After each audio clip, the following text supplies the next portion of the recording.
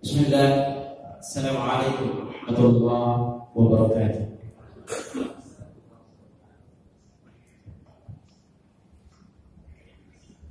Alhamdulillah hamdan katsiran tayyiban mubarakan fihi kama yuhibbu rabbuna wa yarda.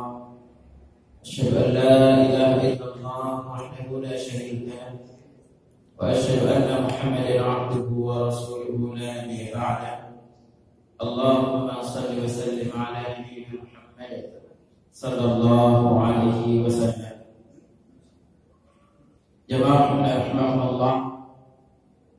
Alhamdulillah Allah Subhanahu wa taala memanjangkan umur kita sampai kita berada di 10 terakhir bulan Ramadan ini.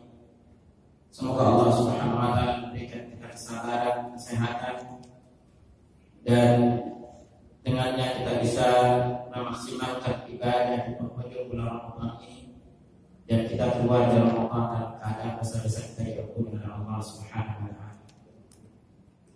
Untuk kesempatan kali ini kita akan coba singgung 18 golongan yang didoakan oleh malaikat. Jadi berbicara masalah orang yang didoakan. Ada yang didoakan oleh seluruh alam raya, seluruh makhluk yang ada di alam raya. Ada yang didoakan oleh Nabi Sallallahu Alaihi Wasallam, ada yang didoakan oleh malaikat, dan ada juga yang dilaknat oleh malaikat. Maka di sini seorang muslim itu berhati-hati agar dia jangan termasuk di antara golongan orang yang dilaknat oleh malaikat. Maka dari itu kesempatan kali ini kita akan coba simpulkan terkait dengan orang-orang yang didoakan oleh malaikat, agar kita termasuk di antara mereka dan kita bisa mengambil keutamaan dan keberkahan dari doa yang dipanjatkan oleh malaikat untuk kita seorang muslim. Nah, sebelumnya kita akan coba menyinggung terkait dengan alam malaikat. Berbicara masalah malaikat, kita berbicara terkait dengan perkara yang gaib. Karena itulah setiap perkara yang gaib ini tidak boleh menggunakan akal semata. Maka kita pun perlu untuk mendapatkan tuntunan dari Al-Quran dan Sunnah yang sahih dari Nabi Sallallahu Alaihi Wasallam, dan juga disertai dengan pemahaman para salafus saleh dari sahabat lalu tabi'in dengan atba'ut tabi'in. Mengapa nanti kita akan lihat ada beberapa nama malaikat yang selama ini beredar di masyarakat kita, ternyata ini bukan nama malaikat. Bahkan ada yang nama malaikat ini tidak ada sama sekali di dalam kitab kita, baik Al-Quran maupun hadis, dan justru adanya di dalam kitab Injil perjanjian lama. Maka disinilah pentingnya setiap muslim, apapun keyakinan yang dibentuk, maka hendaklah apa yang dia yakini itu ada dalilnya dari Al-Quran dan Sunnah. Sehingga jangan sampai nanti kita justru keliru mengajarkan kepada anak-anak kita, sementara itu bukan nama yang dijelaskan di dalam agama kita. Berbicara masalah malaikat, maka sekali lagi bahan penciptaan malaikat yang mudah kita ketahui adalah dari cahaya. Sebagaimana sebuah hadis diriwayatkan dari Aisyah radhiyallahu anha, diriwayatkan oleh Imam Muslim, Nabi sallallahu alaihi wasallam bersabda, "Khuliqatil malaikatu min nur." Malaikat diciptakan dari cahaya. Wa khuliqal jannu min marijin min nar. Jin itu diciptakan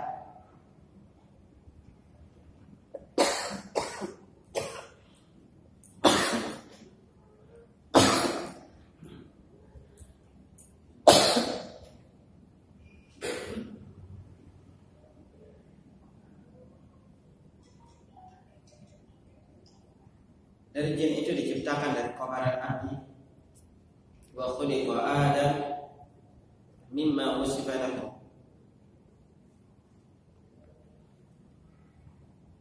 Dan Adam diciptakan dari apa yang telah kalian terangkan atau diterangkan kepada kalian. Nah, kalau berbicara masalah malaikat, kita berbicara makhluk yang besarnya itu gak tergambar di dalam bayangan kita. Kita lihat misalnya malaikat memikul arsy. Malaikat memikul arsy sebagaimana diriwayatkan dari Abu Dawud, diriwayatkan dari Jabir bin Abdullah. Rasulullah sallallahu alaihi wasallam bersabda, "Udzina li an uhadditha an al-malaki min malaikatillah min hamalatil arsy." Aku diizinkan bercerita tentang salah seorang malaikat dari malaikat pemikul arsy. Ma baina sam'ati udunihi ila 'atihi. Jarak daun telinganya yang paling bawah sampai pundaknya masiratu sab'ati 'am. Perjalanan 700 tahun. Kebayang enggak? Kebayang. Dan cuma dari sini ke sini. Perjalanan itu 700 tahun. Besarnya seperti apa? Wallahu a'lam. Kita tidak tahu besar. Bahkan dalam riwayat lain, Nabi pernah didatangi oleh Jibril dalam wujud asli Jibril.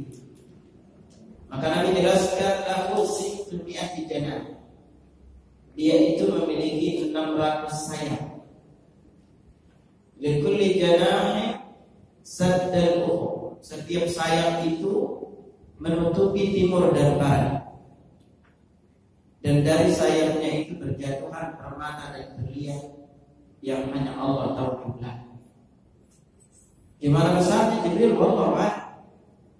Ya sekarang lihat aja, kalau kita melihat ke neraka, maka kita mendapatkan gambarannya Nabi sallallahu alaihi wasallam bersabda, "Yaqsu ahlin nar kal jabalil Uhud." Gigi gerahamnya penghuni neraka itu sebesar gunung Uhud. Itu gigi gerahamnya. Besar manusianya seperti apa? Sekarang ukur aja kita. Gigi geraham kita segini, gedenya kita segini. Lalu ini gigi gerahamnya itu sebesar gunung Uhud. Uhud itu panjangnya 6 kilo.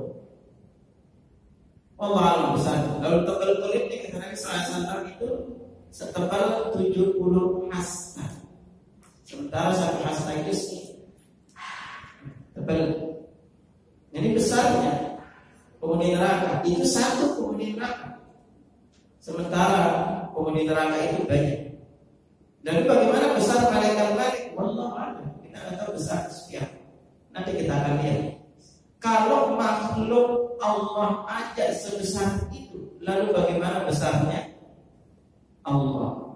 Wajar kalau kita mengatakan Allahu Akbar. Allah Maha Besar. Besarnya seperti apa? Wallah, lihat aja dari makhluk. Langit dan bumi sebesar ini. Padahal Allah firmankan apa? Yauma natwis samaa'a qatayyi sijilin lil kutub. Pada hari kami melipat langit itu sebagaimana kami melipat buku. Allah jelaskan juga di tangan kanannya itu apa? Allah tahu apa? Bumi dan langit Allah tahu tangan kanan. Besarnya seperti apa Allah? Kita nggak tahu besar. Makanya wajar kalau kita mengatakan Allah. Nah ini gambaran makhluk ini. Lalu kita lihat kata dari Allah. Ada beberapa nama malaikat yang beredar di masyarakat kita ini justru sekali lagi bukan nama malaikat. Dan tidak ada namanya juga di dalam kitab kita. Yang pertama itu adalah penamaan malaikat pencabut nyawa dengan nama Israil. Al-Hafidz Ibnu Katsir rahimahullah dia berkata apakah datang keterangan dari beberapa asar yang menyebutkan malaikat maut dengan nama Israil. Meskipun hal ini tidak didapat dalam Al-Quran, juga tidak dapat dalam hadis-hadis yang sahih yang menunjukkan penamaan. Sudah jelas dalam kitab Al-Bidayah wa Nihayah jilid pertama halaman 50. Jadi lalu apa namanya di dalam Al-Quran? Maka nama yang ada dalam Al-Quran namanya itu adalah malakul maut. Karena itu Allah firmankan dalam surah As-Sajdah ayat 11, "Qul yatawaffakum malakul maut alladzi wukila bikum, tsumma ila rabbikum turja'un." Katakanlah, wahai Muhammad, malakul maut atau malaikat maut yang itu diserahi tugas untuk mencabut nyawamu akan mematikanmu, kemudian kepada Rabb kamu akan kembalikan. Jadi di sini perlu diketahui oleh setiap muslim. Tidak boleh kita menamai malaikat pencabut nyawa itu dengan nama Israfil. Dan nama Israfil itu sebagai malaikat pencabut nyawa hanya ada dalam kitab Injil Perjanjian Lama. Ada. Dan ini kebawa kepada kita. Lalu di antara nama malaikat yang bukan nama malaikat, justru ini adalah sifatnya, yaitu penamaan malaikat pencatat amal kebaikan dan keburukan dengan nama Raqib dan Atid. Jadi Raqib dan Atid sekali lagi itu bukan nama malaikat.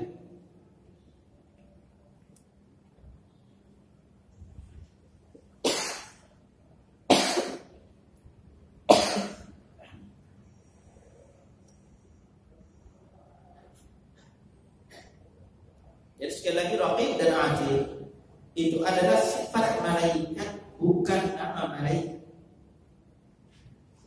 Sebagaimana Allah firmankan dalam surat Qaf ayat 17 dan 18, "Idh yatarabbal mutalaqqiyan 'anil yamini wa 'anil shimali qa'id."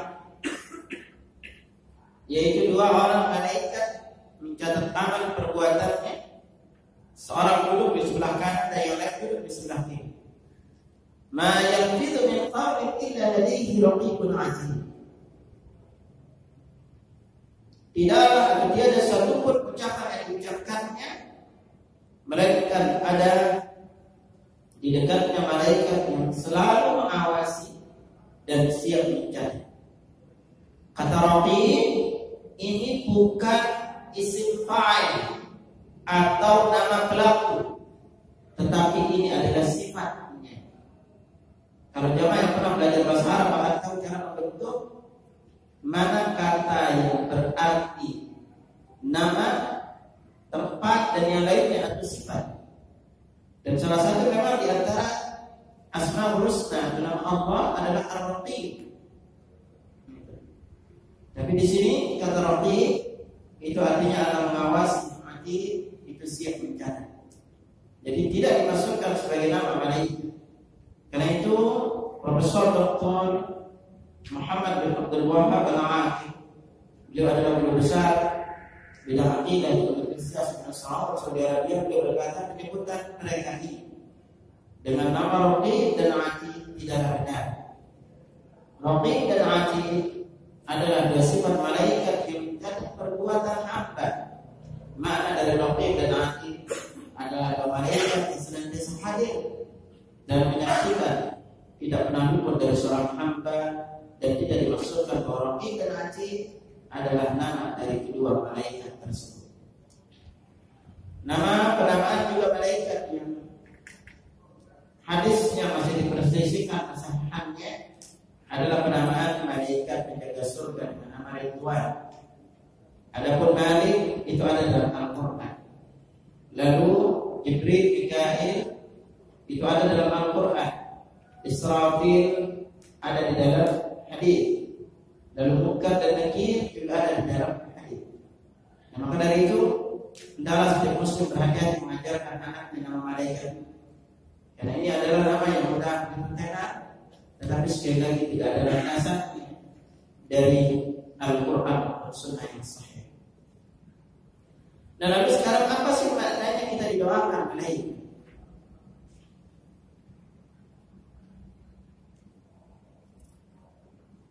Mungkin sering kita dengar ayat Al-Quran dalam surah Al-Ahzab ayat 56 yang berbunyi Innallaha wa malaikatahu yusholluna 'alaihi. Sesungguhnya Allah dan para malaikatnya berselawat kepadanya. Apa yang dimaksud Allah berselawat kepadanya? Dan apa makna malaikat yang berselawat kepadanya. Atau berselawat kepada hamba. Nada bermakna Allah atau selawat Allah kepada para hambanya. Di antara beberapa para ulama menjelaskan maknanya adalah pujian Allah kepada para hamba di hadapan para malaikat.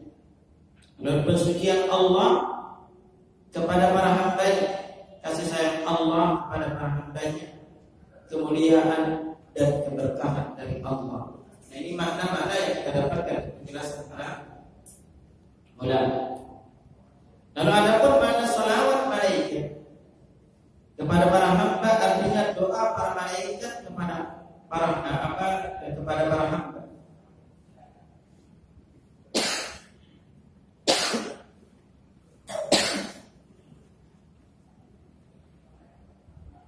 Lalu mana yang kedua adalah permohonan ampunan yang mereka panjatkan kepada Allah bagi para hamba.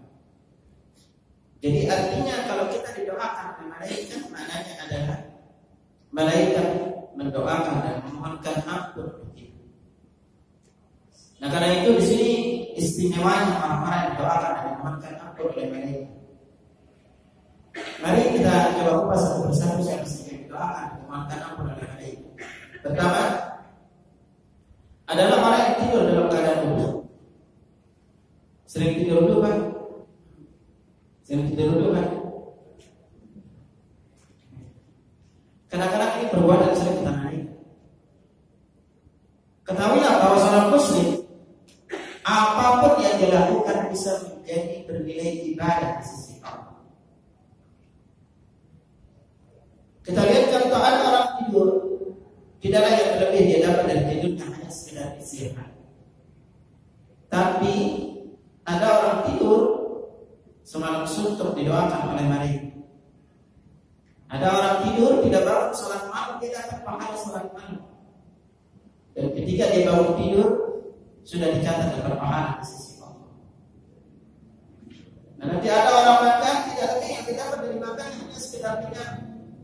Tapi ada orang makan selesai makan bersama-sama dulu diampuni oleh Allah.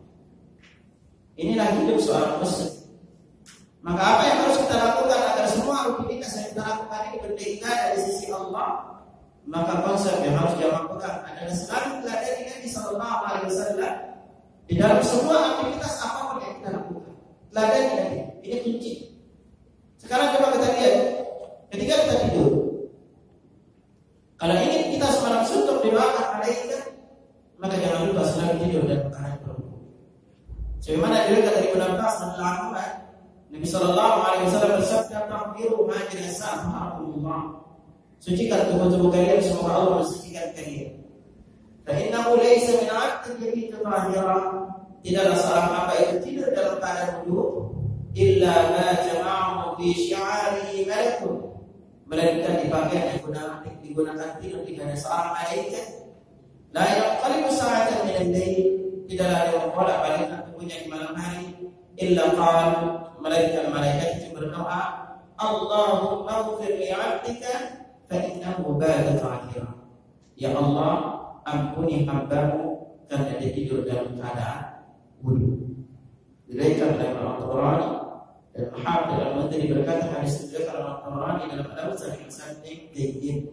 Dan Al-Hafidz Ibnu Hajar Al-Asqalani menghukumi sanadnya dengan jayyid dalam kitab Fathul Bari, dia jadikan 9/109. Nah, ini apa terima Allah. Ini yang harus kita lakukan. Kenapa? Kalau zaman dulu, maka kalau belum mati, usahakan tidurnya dulu. Karena ada 3 yang tidak didekati oleh malaikat. Di antaranya apa? Wa junuban hatta yatawadda. Itu orang yang junub sampai dia berwudu. Jadi kalau kita junub tidak tidur dulu, maka malaikat yang mendekati. Lalu juga setiap kali tidur, jangan lupa berniat untuk bangun salat malam. Apa istimewanya? Kalau kita sudah berniat bangun salat malam dan Allah takdirkan tidak sempat bangun salat malam, maka kita mendapatkan pahala salat malam. Sebagaimana yang Nabi Sallallahu Alaihi Wasallam sampaikan diriwayatkan dari Abu Darda dan hadis Imam Mursal, man ata firasyahu, barang siapa yang mendatangi tempat tidurnya, wa huwa yanwi an yaquma yusalli min al-lail, lalu dia berniat untuk bangun salat malam. Faqalabat mu'ainahu hatta asbaha, dan dia tertidur sampai dengan waktu subuh. Kutiba lahu ma nawa, amal catat sesuai dengan niatnya. Wa kana lahu sadaqatan 'alaihi li rabbi 'azza wa jalla, maka tidurnya itu adalah sedekah Tuhannya untuk. Jadi kalau kita tidur dalam keadaan wudu, tidak sempat bangun salat malam dan berniat bangun salat malam, maka kita sudah dicatat mendapatkan pahala salat malam. Nah, doa-doa sebelum tidur ini banyak. Ada yang pendek, ada yang panjang. Apalagi yang mana, Pak? Yang panjang pendek? Nah, yang pendek. Dan kebanyakan kepada apa hafalannya. Nah, doa sebelum tidur ini banyak. Yang dia kan Imam Bukhari dan Muslim yang pendek, Bismillahumma amutu wa ahya. Ini kalau riwayat Imam Bukhari, amutu wa ahya. Lalu ada sebuah doa yang jika kita membaca doa ini sebelum tidur, maka apabila kita meninggal malam harinya dipastikan meninggal dalam keadaan Islam, dan dia bangun pagi dalam keadaan sudah dicatat dengan pahala di sisi Allah. Maka sebagaimana hadis diriwayatkan dari Al-Barra bin Azib radhiyallahu anhu, qala, dia berkata, qala Rasulullah sallallahu alaihi wasallam, Rasulullah sallallahu alaihi wasallam bersabda, ya ghulam, idza awaita firashaka fatawadda wudu'aka lis-salah. Ya ghulam, kalau kamu apabila engkau hendak tidur, maka berwudulah seperti wudu ketika mau salat. Tumattaki' ala shikkika al-ayman, kemudian berbaringlah di atas lambungmu yang sebelah kanan. Waqul, kemudian baca, Allahumma aslamtu nafsi ilaika wa wajjahtu wajhi ilaika wa fawwadtu amri ilaika wa alja'tu Allahi ilaika rabbatan wa rahbatan ilaika la malja'a wa la manja minka illa ilaika amantu bi kitabika alladhi anzalta wa bi nabiyyika alladhi arsalta. Kalau kita membaca doa ini, maka Nabi sallallahu alaihi wasallam bersabda, idza matta fi lailatika matta 'ala al-fitrah. Kalau kamu meninggal pada malam harinya, maka kamu meninggal dalam keadaan fitrah atau Islam. Wa idza asbahta asabta ajran. Kalau kamu tidur, sudah dicatat dapat pahala. Ini diriwayatkan oleh Imam Bukhari dan Muslim dan lain. Ini perlu untuk jamaah baca. Intinya kan suruh baca, nggak harus apa. Tempel aja dekat tempat tidur.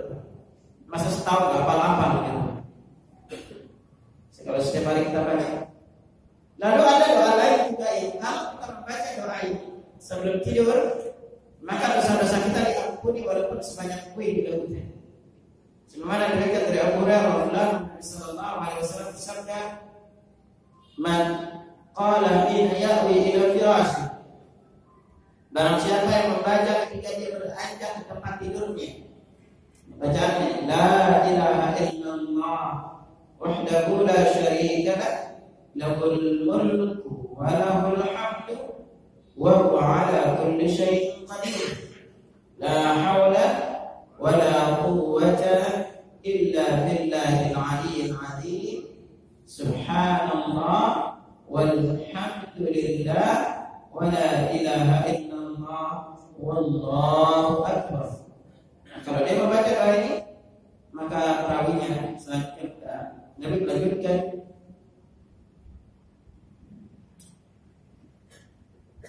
niscaya dosa-dosanya atau kesalahan-kesalahannya diampuni walaupun seperti kuih di lautan. Ini lapas doanya ini gampang dijamaah baca. Intinya dibaca ketika kita menuju depan. Dan istimewanya apabila kita tidur dalam keadaan wudu, lalu kita bangun kapanpun di malam hari, lalu mengangkat tangan meminta kepada Allah untuk kebaikan dunia dan akhirat, dikabulkan doanya.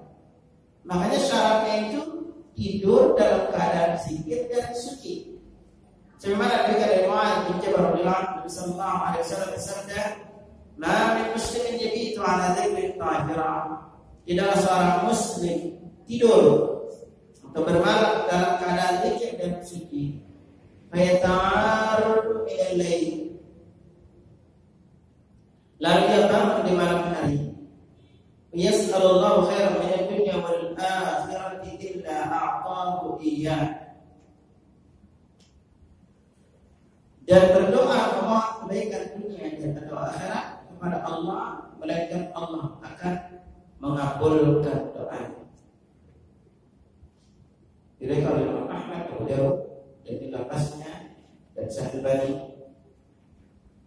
mensahihkan hadis ini dalam Sahih Sunan Abi Dawud. Nah, ini jadi silakan kita membaca doa. Dan apabila Bapak itu terbiasa sholat malam, lalu kalau bangun sholat malam, maka tidak ada yang menjamin doa sholatnya diterima. Benar nggak Pak? Enggak ada yang menjamin. Siapapun enggak ada yang menjamin. Tapi kalau kita membaca doa ini, Nabi garansi doa sholat kita diterima. Kalau berdoa, doanya dikabulkan. Bukan dalam manfaatnya. Yang diriwayatkan dari Ubadah bin Samit adalah dari Nabi sallallahu alaihi wasallam bersabda, "Man ta'arra min al-laili qamar."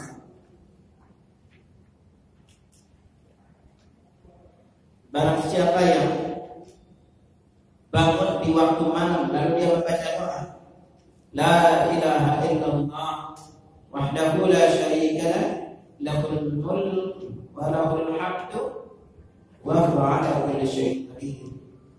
Alhamdulillah wa subhanallah wa la ilaha illallah wallahu akbar wa la haula wa la quwwata illa billah.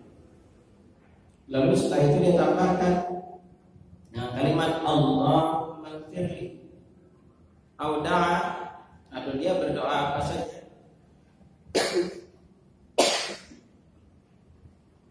Kalau dia berdoa apa saja, maka doanya dikabulkan. Kalau dia wudu lalu salat, maka salatnya pun diterima. Jadi kalau Bapak Ibu tidak baca doa, tidak ada jaminan salatnya diterima.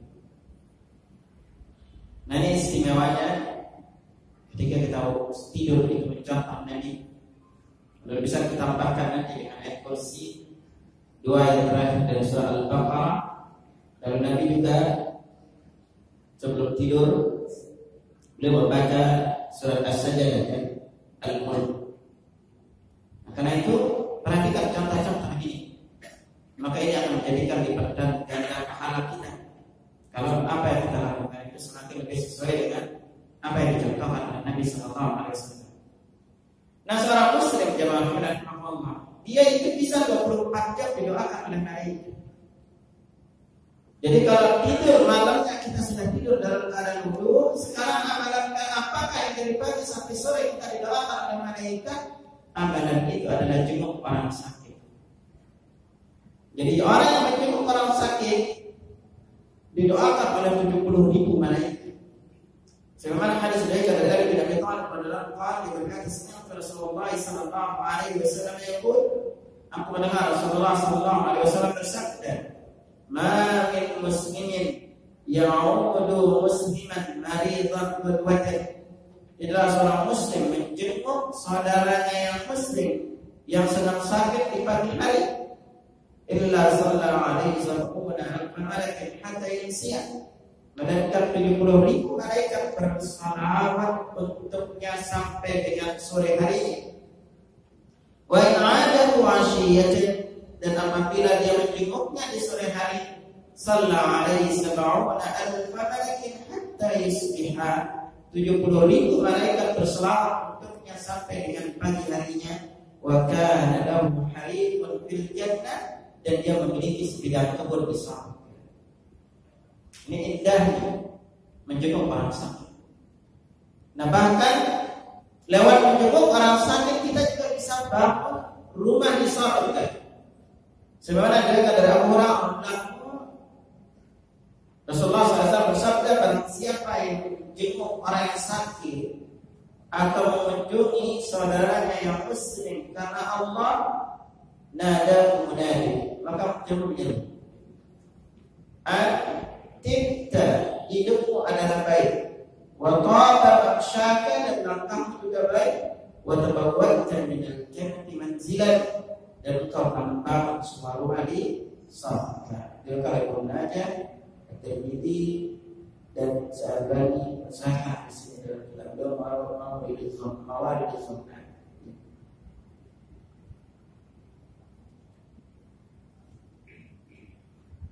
Nah ini apa namanya yang perlu diperhatikan dalam perkara ini. Lalu di antara golongan ketiga yang didoakan malaikat, atau orang yang diaminkan doa oleh malaikat adalah orang yang, atau doa yang dipanjatkan di dekat orang yang sakit atau ketika sedang bertasbih. Jadi kalau kita bertasbih atau menjenguk orang sakit, apapun doa yang kita ucapkan di dekat ketika kita bertasbih adalah orang sakit itu diaminkan doa kepada malaikat. Karena itu Nabi sallallahu alaihi wasallam bersabda, "Idza qultum lil mayyit aw lil mayyit faqulu khairan."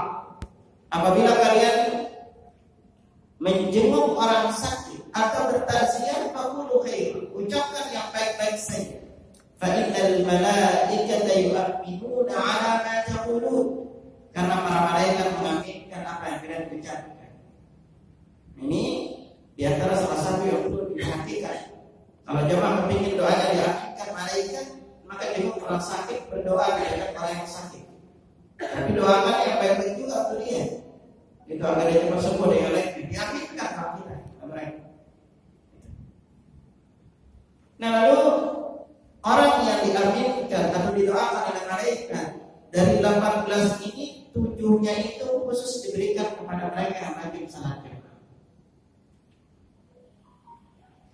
Kapan saja orang sholat rajin salat jamaah didoakan malaikat, pertama itu adalah kalau dia datang lebih awal dan duduk menunggu salat. Nah sebelum saya ini jemaah mana ya kata para jemaah, setiap kali ke masjid kita salat berjamaah itu bisa dilipat gandakan pahalanya. Ada tahapan-tahapan harus kita lakukan sehingga Allah memberikan pahala kita dalam salat jamaah ini jadi lebih berlipat ganda. Salah satunya apa? Kita setiap kali jamaah ke masjid usahakan tidak wudu di masjid. Jadi kapanpun ke masjid usahakan tidak wudu di masjid. Dan kalau ke masjid, ya kalau bisa lebih baik pilih jalan kaki. Karena ada kebaikan-kebaikan yang akan hilang kalau kita memilih ke masjid dengan jalan ke arah pada kendaraan atau wudu di masjid. Salah satunya Nabi sallallahu alaihi wasallam bersabda, "Man-rajulin yatatammaru fayusilu tuhur." Tidaklah seseorang itu bersuci lalu dia membaguskan bersucinya. Nah perhatikan, membaguskan. Tanyain, wudu saya udah bagus apa? Seperti apa kriteria wudu yang bagus? Ini juga perlu untuk kita pelajari. Karena orang Indonesia itu kan, kalau wudu Bapak taruh galon di bawahnya, selesai itu penuh galonnya. Saking borosnya kita wudu. Makanya itu ciri Nabi itu wudu dengan satu mud. Satu mud itu, kalau Bapak belajar wudu, contohnya memakai gelas aqua yang bentuk gelas atau minuman kemasan gelas, itu kalau kita wudu itu setengah aja yang kepakai. Makanya kalau bapak ibu itu wudunya boros, itu tandanya nggak pernah belajar istimewa wudu lagi. Tandanya pernah belajar istimewa wudu. Makanya perlu belajar wudu yang bagus seperti itu. Dan Nabi lanjutkan, "Tumayyamin ila masjid min hadhihi masajid." Kemudian dia menyengaja pergi ke masjid-masjid yang ada. "Illa kataballahu lahu bi kulli khutbatin yaqtuha hasanah." Melainkan setiap langkah kaki yang dia langkahkan dicatat baginya satu kebaikan. Wa yarfa'u biha darajah, diangkat baginya satu derajat. Wa yahuttu anhu biha sayyi'ah, dihapus dengannya satu kesalahan. Itu bilangnya langkah kaki. Makanya kalau Nabi sabdakan apa? Inna a'dharan nasi ajran bis salati abadu ilaiha mamshan fa'abadu. Orang yang paling besar pahalanya di dalam salat jamaah adalah orang yang paling jauh langkah kakinya, kemudian yang paling jauh. Jadi semakin jauh langkah kaki kita menuju masjid, itu pahalanya semakin besar. Makanya nanti jamaah kalau beli rumah, jangan di rumah dekat masjid. Pahalanya dikit. Semakin jauh, kalau jamaah pilih pakai kendaraan bagaimana? Di sini bilang yang dicatat langkah kaki. Apakah putaran rodanya dihitung? Wallahu a'lam. Makanya usahakan di situ jalankan. Ini besarnya pahalanya. Lalu orang yang melangkahkan kaki menuju masjid dalam keadaan wudu, maka dia dicatat pahala haji yang berihram. Nabi sallallahu alaihi wasallam bersabda, "Man kharaja min baitihi mutatahhiran ila salatin maktubatin fa ajruhu ka ajril hajjil muhrim."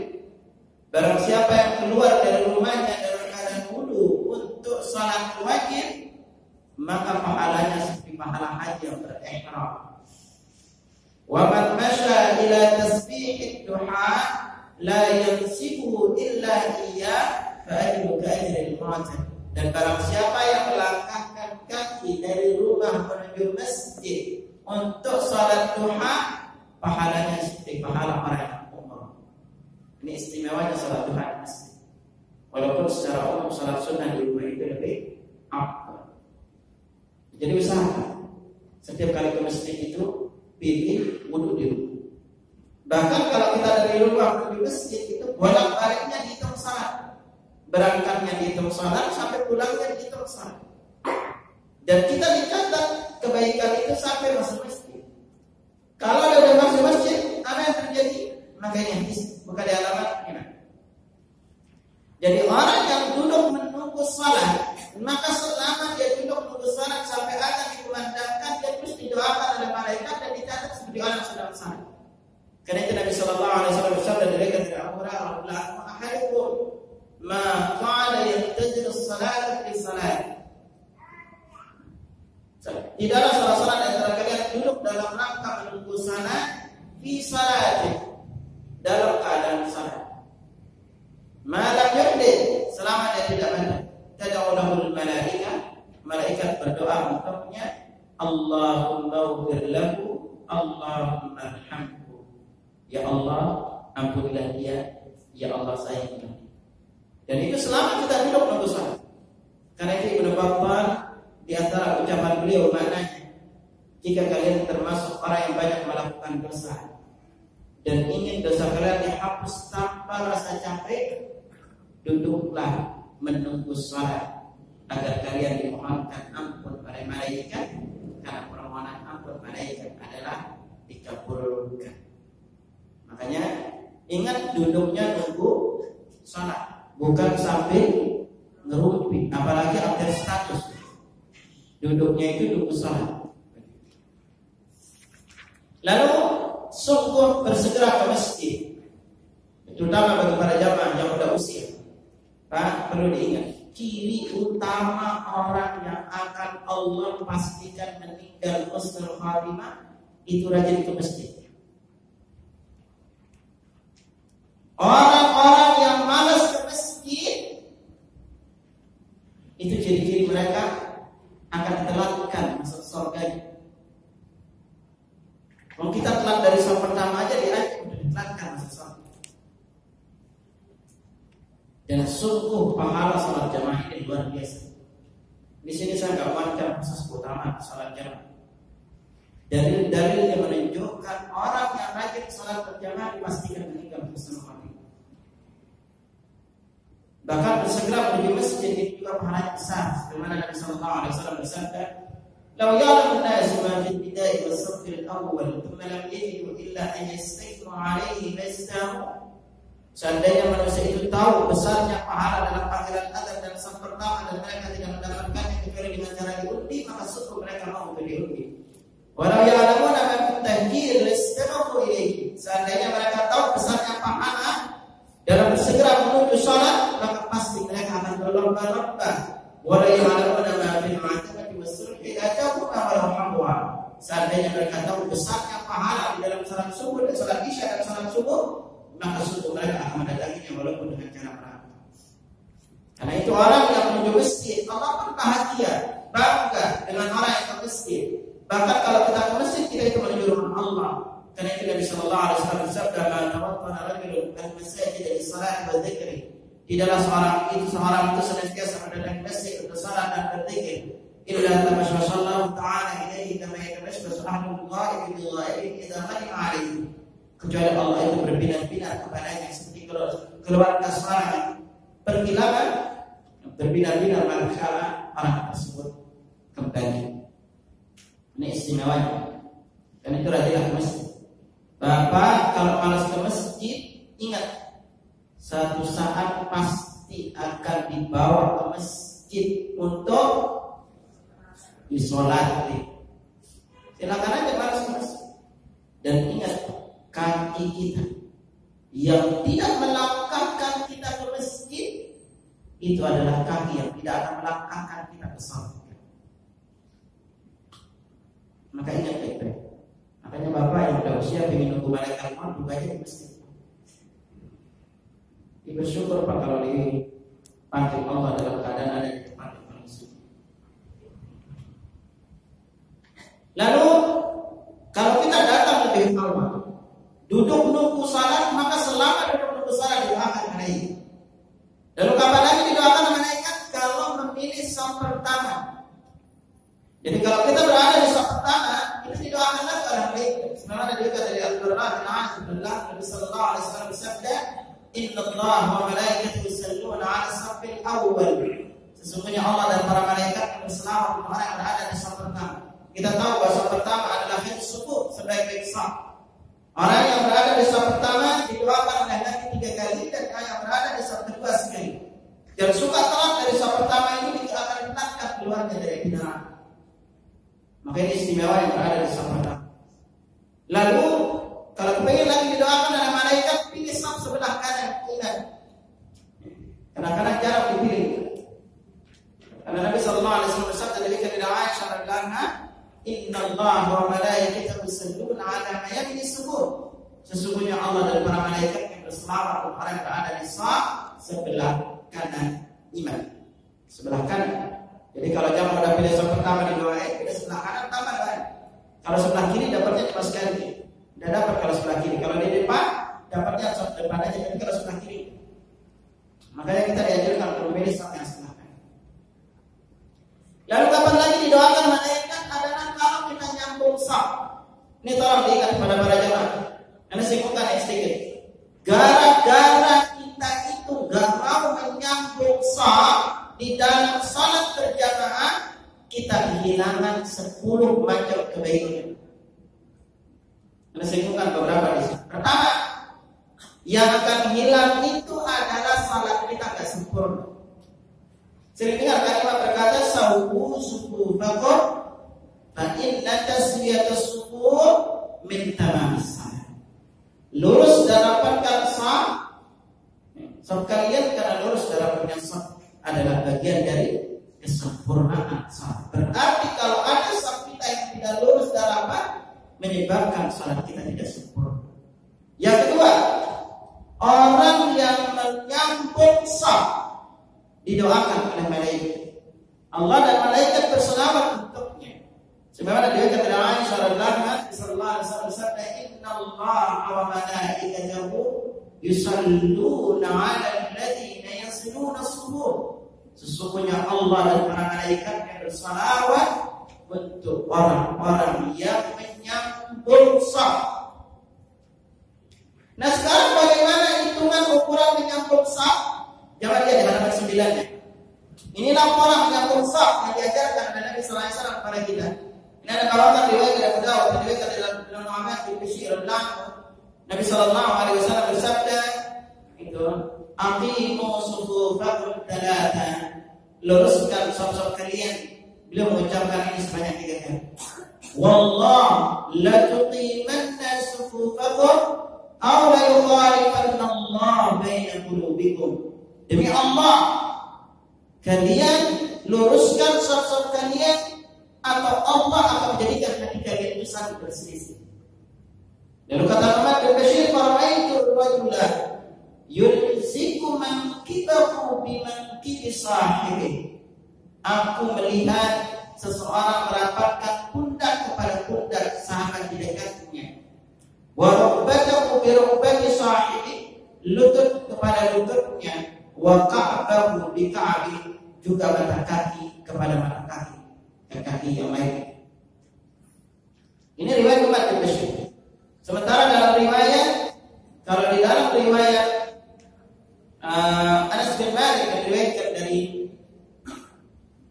Imam Bukhari, maka kaki dengan kaki.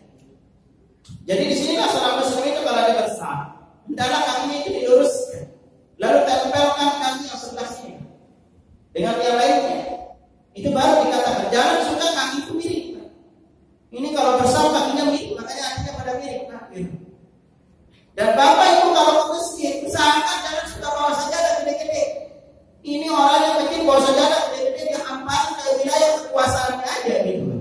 Dia lain nggak bisa masuk semua setelahnya, menggelar sajadah setelah sajadah. Akhirnya apa? Sabtu itu lengkap. Lalu apa keistimewaan kalau kita meluruskan dan melangkahkan saf? Selanjutnya adalah dia di halaman 10. Nabi sallallahu alaihi wasallam bersabda, "Man sadda furjatan fi saffin." Barang siapa yang menutup celah saf yang rendah, maka furja itu celah-celahnya.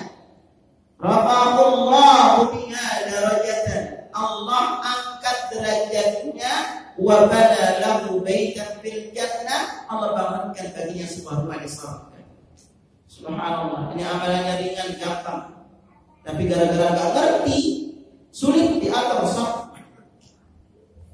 Bapak-bapak, terutama kadang-kadang disuruh rapetin saf, gak mau. Dirapetin saf, maka kita tidak usah sholat itu begini dari dulu. Ini gara-gara gak pernah belajar saf, Pak. Lalu dalam hadis Nabi sabdakan, "Man sadda furjatan fi safin ghufira lahu." Barang siapa yang menutup celah saf yang rendah, Allah ampuni dosa-dosanya. Bahkan langkah kaki yang kita langkahkan untuk saf itu adalah langkah kaki yang paling dicintai oleh Allah. Riwayat paling besar pahalanya. Dan juga ketika kita menyambung saf, maka ini akan menjadikan hati kita bersatu. Kalau kita tidak menyambungnya, hati kita itu akan bercerai. Lalu siapa lagi yang didoakan oleh malaikat? Selanjutnya adalah orang yang salat subuh dan asar berjamaah di awal waktu. Sebagaimana diriwayatkan dari Abu Hurairah, Nabi sallallahu alaihi wasallam bersabda, "Ta'aqabu fiikum malaikatun bil-laili wa malaikatun bin-nahar, wa yatimuna fi salati al-fajr wa salati al-'asr." Para malaikat malam dan malaikat siang silih berganti mendatangi kalian, dan mereka berkumpul saat salat subuh dan salat asar. Thumma ya'rujul ladzina batu fiikum fa yas'aluhum Allahu 'alaikum bihim. Kemudian malaikat yang menjaga kalian naik di ke atas sehingga Allah bertanya kepada mereka sementara dia lebih mengetahui keadaan hambanya. Kaifa taraktum ibadi? Bagaimana kalian meninggalkan hambaku? Yaqulun, mereka menjawab, taraknahu yusallun wa atina yusallun. Kami tinggalkan mereka lagi salat, dan kami datang mereka lagi salat. Nah, makanya dalam hadis lain jelas Allah maghfirhum ya mandi, ya Allah ampuni mereka kelak di hari kiamat. Jadi kita dimaafkan Allah. Lalu orang yang berjamaah itu kalau dia mengucapkan amin bersama imam, maka dia juga diaminkan doanya kembali. Semana dia kata Abu Hurairah, Nabi sallallahu alaihi wasallam bersabda, "Idza qala al-imam ghairil maghdubi 'alaihim waladdallin faqulu amin." Apabila imam membaca ghairil maghdubi 'alaihim waladdallin, maka adalah kalian membaca amin. Fa innal malaikata taqulu amin. Malaikat juga membaca amin. Wal imam yaqulu amin. Imam juga membaca amin. Fa innahu man wafaqa qawluhu qala al-malaikatu ghufrana ma taqaddama min dhanbi. Barang siapa yang ucapan aminnya bersama dengan ucapan aminnya malaikat, maka dosa-dosa yang dulu diampuni. Lalu siapa lagi yang didoakan oleh malaikat adalah orang yang duduk di masjid setelah salat. Jadi kalau kita duduk di masjid setelah salat menunggu salat berikutnya, maka selama itu kita dicatat seperti orang yang sedang salat dan juga didoakan oleh malaikat. Sebagaimana diriwayatkan oleh Imam Ahmad dari Abu Hurairah, Nabi sallallahu alaihi wasallam bersabda, al-malaikatu yusalli ala ahadikum ma dama fi musallahu alladhi salla fi ma lam yuhdith. Para malaikat bersolawat untuk seorang yang duduk setelah mengerjakan salat selama dia tidak badan. Allahumma ya Allah, aku dan dia, ya Allah saya. Jadi selama kita duduk. Bahkan dalam hadis lain itu malaikat berbangga kepada hamba tersebut. Sampai Allah firmankan, "Unzuru ila ibadi." Lihatlah kepada para hamba-Ku, qadau fariidatan wa yantaziruna ukhra. Mereka sudah menyelesaikan kewajibannya dan menunggu salat berikutnya. Lalu siapa lagi yang didoakan oleh malaikat selanjutnya adalah orang yang bersedekah, terutama di waktu pagi. Nah, pagi ada selesai salat subuh adalah waktu yang memiliki keberkahan. Dan waktu ini adalah waktu turunnya malaikat. Sebagaimana dari kalau Bukhari dan Muslim dari Abu Hurairah, Nabi sallallahu alaihi wasallam bersabda, "Ma min yawmin yasbihu al-ibadu fihi illa ma kana siya." Tidak sehari pun di mana pada paginya seorang hamba berada padanya. Melainkan dua malaikat turun kepadanya. Fayaqulu ahaduhuma, yang satu berkata, "Allahumma a'ti munfiqan khalaqa." Ya Allah, berikan yang berinfak. Wa yaqulu al-akhar, yang satu berkata, "Allahumma a'ti mumsikan khalaqa." Ya Allah, hancurkan yang kita. Jadi semakin rajin kita sedekah pagi hari kita, maka kita menjadikan kita termasuk orang yang didoakan oleh malaikat. Nah, bagi jamaah yang ingin ikut programnya, saya dengan teman-teman itu membuat program namanya program sedekah subuh online. Jadi bapak-bapak ibu bisa download aplikasinya di Play Store. Nah, ini kita bisa nanti setiap subuh dia ada otomatiknya, kita bisa download. Kalau download bapak nanti bisa deposit, itu isi depositnya saldonya, lalu nanti buat otorisasi untuk bapak klik berapa sedekah setiap subuh. Jadi kadang-kadang kita sedekah waktu subuh itu lupa, kita ke masjid lupa, pejabat bisa download di aplikasi Play Store. Itu nama program itu Amali Sedekah Subuh. Amali Sedekah Subuh. Jadi kalau yang mendaftar silakan, tidak bisa bantu untuk daftar. Lalu di antara orang yang didoakan oleh malaikat adalah orang berselawat kepada Nabi sallallahu alaihi wasallam. Orang berselawat kepada Nabi, membaca selawat kepada Nabi pahalanya besar. Sebagaimana di antara yang hadis menyebutkan yang diriwayatkan dari Abdullah bin Amr, qala dia berkata sesungguhnya Rasulullah sallallahu alaihi wasallam yaqul, aku mendengar Rasulullah sallallahu alaihi wasallam bersabda, "Man shalla ala Rasulillah sallallahu alaihi wasallam salat." Siapa saja yang berselawat kepada Rasulullah sallallahu alaihi wasallam sekali saja, sallallahu alaihi wa malaikatuhu sab'ina salat. Allah dan para malaikat yang berselawat untuknya 70 salawat. Pada kila abdu min dzalika liyuti, maka sedikitkan aku perbanyaklah seorang hamba membaca. Dan masih banyak keutamaan yang lain selawat. Kata Nabi sallallahu alaihi wasallam bersabda dalam hadis lain, "Man shalla alaihi salatan wahidatan sallallahu alaihi wa salawat." Barang siapa yang mengucapkan selawat kepada satu kali saja, maka Allah berselawat baginya 10 kali. Wa khutat anhu asyru khatayat, dihapus baginya 10 kesalahan, berkata asyru darajat, diangkat baginya 10 derajat. Dan poin penting yang pertama ini, seluruh lafaz-lafaz selawat sahih yang sampai kepada kita riwayatnya tidak terdapat satupun ada lafaz sayyidi. Jadi ini perlu diingat, teman. Jadi di dalam membaca selawatnya itu kita, terutama ini selawat yang ada lafaznya ini, karena lafaz itu bentuknya juga adalah ta'abudiyah, maka kalau boleh kita tambahkan sedikit pun lafaz-lafaznya. Kalau ketika kita salat dan membaca selawat yang ada lafaznya dari Nabi, maka kita tidak dianjurkan untuk menambahkan dengan kalimat zikir, karena seperti ini datangnya dari Nabi. Lalu tidak boleh kita berkata kan lebih baik. Maka kalau dia berkata seperti itu, dia menganggap dirinya itu lebih tahu Islam dibanding Nabi sallallahu alaihi wasallam. Tetapi kalau di luar salat ada yang membolehkan, ada tidak. Karena di dalam kita di rezeki terbaik, pasti Nabi akan ajarkan kepada kita. Dan lihat, sahabat ketika mereka nggak tahu lafaz salawat, mereka bertanya kepada Nabi. Karena itu tidak ada hadis yang menjelaskan ada nama salawat. Itu ada nama salawat itu kan? Kalau ada sampai menyebut ada nama salawat ini, dan itu pasti hadisnya palsu. Lafaz salawat yang sahih itu ada 9 lafaz. Ini ada bawa yang diberikan oleh Imam Bukhari dan Muslim yang ada lafaz Ibrahimiyahnya. Di mana diberikan dari Ibnu Abi Layla, dia berkata, aku bertemu dengan Ka'ab bin Ujrah. Kemudian dia berkata, maka aku berikan hadiah yang aku dengar dari Rasulullah SAW. Aku bertanya, iya, hadiahkan kepadaku. Maka dia berkata, kami bertanya kepada Rasulullah SAW, Rasulullah, bagaimana cara berselawat kepadamu Ahlul Bait? Karena Allah sudah mengajari kami mengucapkan salam. Maka lalu beliau bersabda, Allahumma salli ala Muhammad wa ala ali Muhammad kama sallaita ala Ibrahim wa ala ali Ibrahim innaka Hamidum Majid. Allahumma barik ala Muhammad wa ala ali Muhammad kama barakta ala Ibrahim wa ala ali Ibrahim innaka Hamidum Majid. Ini lafaz salawat, ini salah satu lafaz. Ini akan dibacakan dua kali. Lalu selanjutnya siapa yang didoakan oleh malaikat? Orang yang mendoakan saudara muslim tanpa sepengetahuan yang didoakan.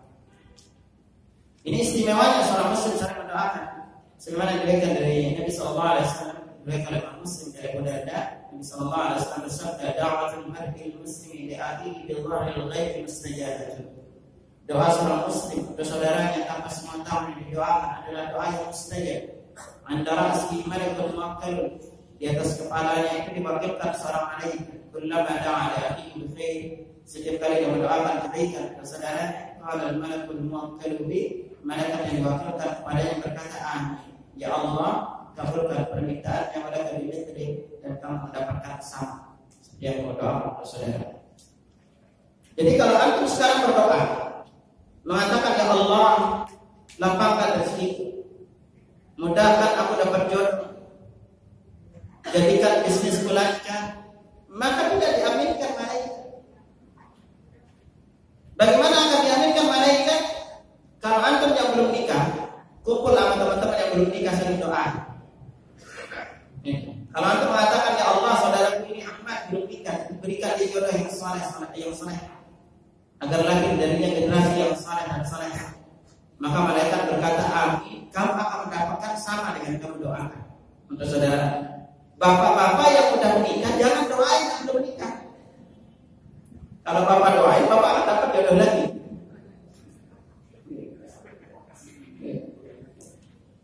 Nah, kalau bapak misalnya punya usaha, lalu berdoa, ya Allah, bulan ini aku butuh tambahan rezeki, kabulkan, jadikan untuknya lebih besar. Enggak diaminin malaikat. Tapi kalau bapak doain tetangga tokonya, baru diaminin malaikat. Sekarang pertanyaannya, berani enggak doain? Udah jualannya sama, berani enggak doain atau jelas doakan pedagang? Inilah Bapak Ibu sekalian, nama teman-teman Bapak Ibu, silakan saling doakan akan diwafatkan husnul khatimah, dimudahkan dengan kebaikan. Saling doakan. Kalau kita sudah terbiasa saling doakan, maka hati kita akan ikut rasa kasih sayang dalam diri kita sebagai seorang muslim. Lalu siapa lagi yang didoakan oleh malaikat? Selanjutnya orang mengajarkan kebaikan kepada orang lain. Jadi Bapak Ibu dan tahu ini ajarkan kebaikan itu kepada orang lain. Bisa difotokopi tanpa apa, bisa difotokopi bagikan ke teman-teman. Karena orang yang mengajarkan kepada kebaikan kepada orang lain itu orang lain yang mendoakan.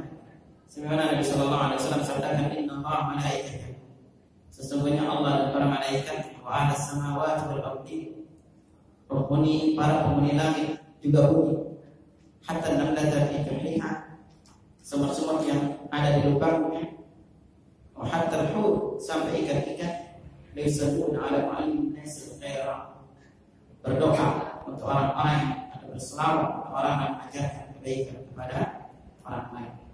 Itu adalah jadi Bapak Ibu kalau udah tahu ini ajar, Dengan mengajarkan kebaikan itu juga maka kita akan mendapat doa dari seluruh alam raya. Lalu siapa lagi didoakan malaikat selanjutnya adalah orang yang makan sahur. Jangan malaikat makan sahur. Sahur ini pahala besar. Nabi Sallallahu Alaihi Wasallam bersabda di antaranya, sahur ini adalah makanan berkah. Nabi Sallallahu Alaihi Wasallam bersabda, "Tasahharu fa inna fis-sahuri barakah." Makan sahurlah kalian karena dalam makan sahur itu ada barakah. Bahkan Nabi Sallallahu Alaihi Wasallam bersabda, "As-sahuru aqlul barakah." Sahur itu adalah makanan barakah. Kalian tahu, jangan kalian tinggalkan. Walau ayyajra ahadukum bir'atin min ma', walaupun salah-salah di antara kalian minum setengah air. Fa inna Allah wa malaikatahu yusalluna 'alal mutasahhirin. Karena sesungguhnya Allah dan para malaikatnya itu bersalawat untuk orang yang makan sahur. Dan makan sahur terbaik seorang muslim mukmin itu adalah kurma. Nabi Sallallahu Alaihi Wasallam bersabda, "Amal sahurul mu'min ajma'u." Sebaik-baik makan sahurnya seorang mukmin itu adalah kurma. Jadi di waktu sahur kita dianjurkan makan kurma. Bukan hanya di waktu buka. Kalau bapak tidak bisa ninggalin nasi, udah ada nasinya, ada kurma. Dan ingat ketika kita berbuka, tidak ada riwayat berbuka itu dengan kurma ganjil. Tidak ada riwayat. Yang ada riwayat yang bisa dijelaskan dari Anas bin Malik, karena Rasulullah sallallahu alaihi wasallam yaqtilu ala rutabat. Nabi sallallahu alaihi wasallam itu berbuka dengan beberapa biji kurma qabla yusalli, sebelum beliau salat. Fa in lam takun ala rutabat fa ala thamarat. Jadi kalau beliau tidak mendapatkan kurma basah, maka beliau berbuka dengan kurma. Kalau enggak dengan air. Jadi jangan sampai kurma itu dikalahkan dengan yang lain. Jadi tidak ada riwayat bahwa berbuka dengan gorengan, lontong itu lebih afdal. Kita kadang-kadang semuanya di sini, lontong ada, gorengan ada, kolak ada, kurmanya kelupaan. Ternyata itu enggak kurma mana yang penting. Padahal semakin kita lebih mendekati contoh Nabi berbuka, makanya akan menjadikan puasa kita itu lebih afdal. Lalu siapa lagi didoakan malaikat? Itu orang yang doa malaikat bagi orang yang berpuasa sedangkan orang lain makan di tempat. Jika bapak puasa Senin Kamis misalnya, kalau orang lain makan di rumah, selama dia makan di rumah, didoakan sampai dia pergi. Nabi Sallallahu Alaihi Wasallam bersabda, "Innal malaikata tusalli 'ala as-sha'im idza akala 'indahu hatta yafrugu." Sesungguhnya para malaikat bersalawat kepada orang yang berpuasa sedangkan orang lain memakan makanannya hingga mereka semuanya pergi. Lalu ini agak perlu jamaah baca sendiri doa para malaikat menekul arsh dan yang ada di sekitarnya bagi orang yang bertaubat lalu mengikuti jalan Allah beserta air sahabat. Ini juga doakan malaikat. Yang terakhir yang didoakan malaikat adalah Nabi Sallallahu Alaihi Wasallam. Ayat yang sering kita baca, Inna Allah wa malaikatahu yusalluna 'alan nabi ya ayyuhalladzina amanu sallu 'alaihi wa sallimu taslima. Sesungguhnya Allah dan para malaikat berselawat kepada Nabi. Hai orang-orang beriman, berselawatlah kamu kepada Nabi dan ucapkan salam penghormatan kepada. Ini amalan didoakan oleh malaikat. Wallahu a'lam bishawab. Nah, bagi jamaah yang punya banyak hutang, ini ada doa cepat lunas hutang di bagian belakang. Ajarin kepada teman dan banyak-banyak mohon di bulan Ramadan. Saya berharap selesai Ramadan hutangnya mudah-mudahan lunas. Silakan kalau ada yang bertanya.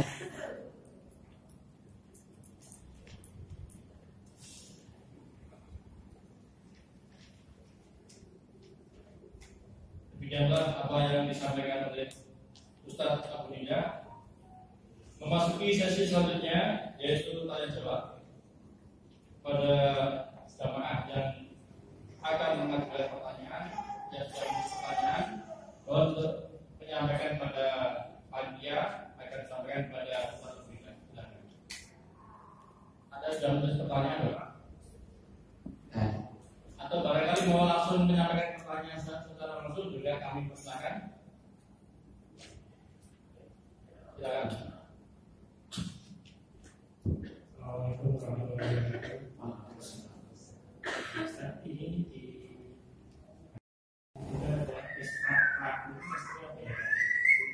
Jadi di dalam perawi hadis itu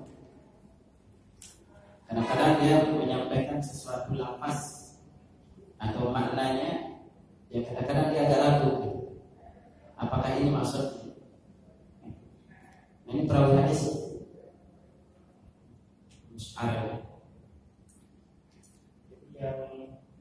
yang mana yang saya biasanya perawi ini kaki apa keutamaannya biasanya. Nah, tapi dia tekankan yang dia ingat ini.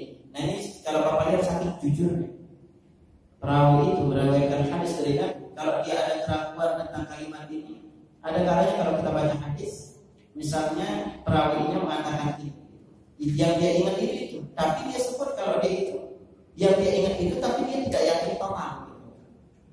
Ya, tapi dia agak ragu, kayaknya ini utama, tapi itu ya dia ingat. Makanya ada rasa ragu dalam dirinya pun disitu. Itu jujurnya perawi hadis. Jadi makanya kalau kita lihat orang yang dusta pada Nabi itu dosanya luar biasa, besar dosa. Makanya hati-hati kepada para jemaah. Kalau diajarkan sebuah amalan tertentu oleh siapapun, selalu tanyakan dalil. Jangan dia cuma bilang katanya-katanya. Karena kalau ada ustaz yang mengatakan ini keutamaannya dan dia kalau mereka ada ragu,